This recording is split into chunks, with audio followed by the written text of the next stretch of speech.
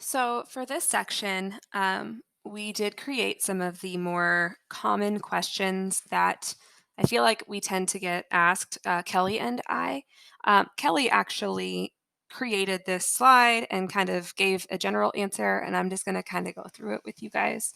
So, the first question I'm going to talk about is this one over here in orange. It says, what do you think students learn about themselves through personalized learning? The answer is a lot. um, they learn a lot about themselves and about how they learn and even their interests. But students already know more about their own learning than we give them credit for.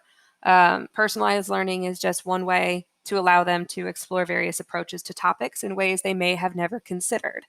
In fact, many times students take strategies they learn through PL into other areas of their lives. So your students, if you're using these strategies, may take just a concept that you teach them and turn it into an interest. So, if you're teaching physics and you have a student who's an ice skater, you might find that they start looking into the physics of ice skating.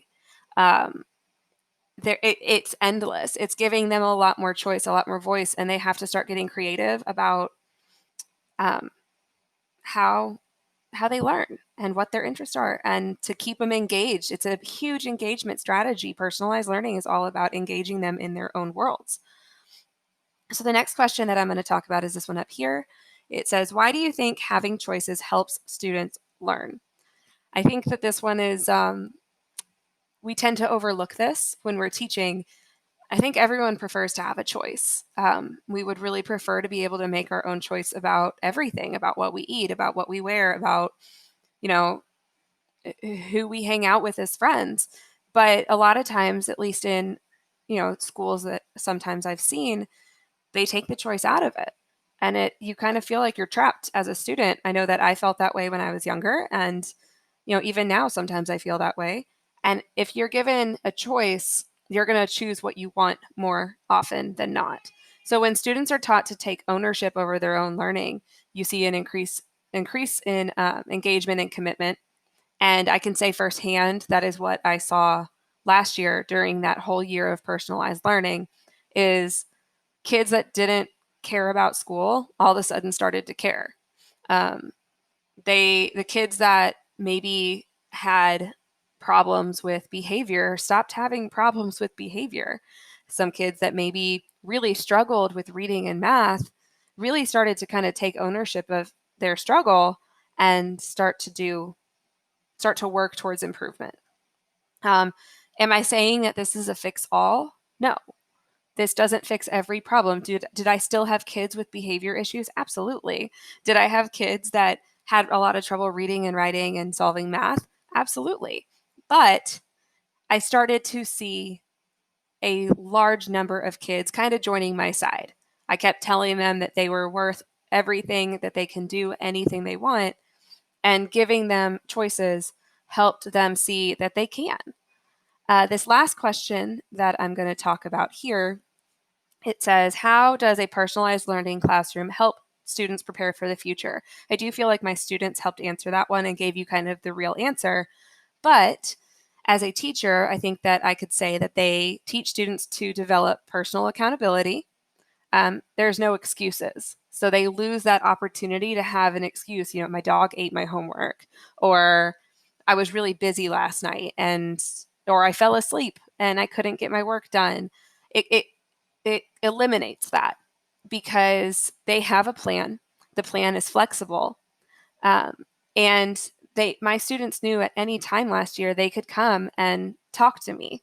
And as long as they did that, I was willing to work with them. So a student could come up and say, look, like, this week has been really tough. This has been, X, Y, and Z has been going on. And I just wasn't able to get my work done. And as long as they were able to advocate for themselves and explain to me what was going on, I gave them that chance. All right, cool. Let's spend the weekend, spend next week, spend a day, get yourself caught up. Make sure you're taking care of yourself too. Um, and that served as multiple purposes, right? They had to be accountable. They had to come talk to me, which, you know, 10, 11, 12-year olds, some of them are afraid to talk to adults. So it also helped build that relationship and that understanding, I got to know every single one of my kids very well because of this plan. Um, it also gave us opportunities to talk a little bit about sharing their work with other people. So a lot of times it wasn't just okay, I was never the only person that saw their work. So whether it was we were sending it out somewhere, sending it, even on social media, we were using social media, like our school Instagram page, videos, parents were able to see their work. It was all something shared. And that also gave them that pride of like, well, it's not just Miss Weingarten or Miss Johnstone that's going to see my work. Uh, Anyone could see it. It could end up in my digital portfolio. And if it ends up there, five strangers are going to see my work. So it really does help prepare them for the future because they realize that like this counts. This works. This is something that's important for you guys to understand. Um, so this next part of the presentation is going to be um, going into a few of the other breakout sessions. So if you're interested in attending any of those, you can then go ahead and watch those videos. Thank you very much.